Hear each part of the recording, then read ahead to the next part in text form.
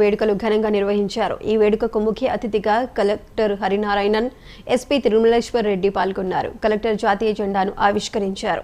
అనంతరం జిల్లాలో జరిగిన పలు అభివృద్ధి పనులను ఆయన వివరించారు.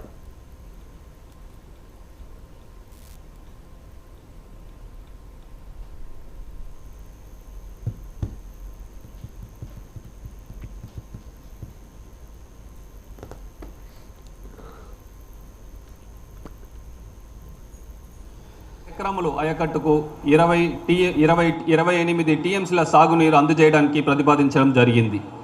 93 కోట్ల 10 లక్షల రూపాయలు అగ్రిమెంట్ విలువతో సర్వేపల్లి కాల్వ రీటైనింగ్ వాల్స్ నిర్మాణ పనులు మరియు సర్వేపల్లి రిజర్వాయర్ శాశ్వత పునరుద్ధరణ పనులు జరుగుతున్నవి.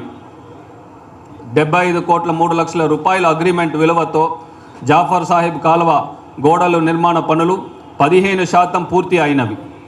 పెన్నా డెల్టా సిస్టంలో మలిదేవి మేజర్ డ్రైన్ ఆధునీకరణ పనుతో 69 కోట్ల 9 లక్షల రూపాయల అగ్రిమెంట్ విలువతో 50% పూర్తి అయినవి.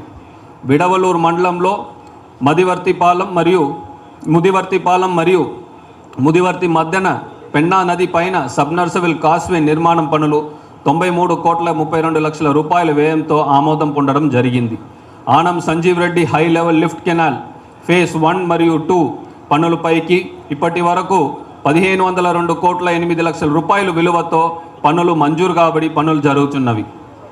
632 కోట్ల రూపాయల వ్యయంతో ఉత్తర కాల్వ 90 కిలోమీటర్ మేరకు వెడల్పు చేయటం జరుగుతుంది.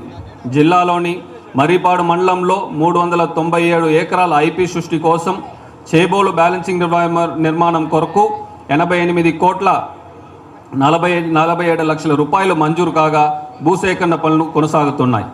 సోమశిల ఆనకట్టు దెబ్బతిన్న ఆఫ్రాన్ పునరుద్ధరణ పనులు 117 కోట్ల 10 లక్షల రూపాయలతో మొదలు కాబడి 25% పనులు పూర్తి అయ్యాయి.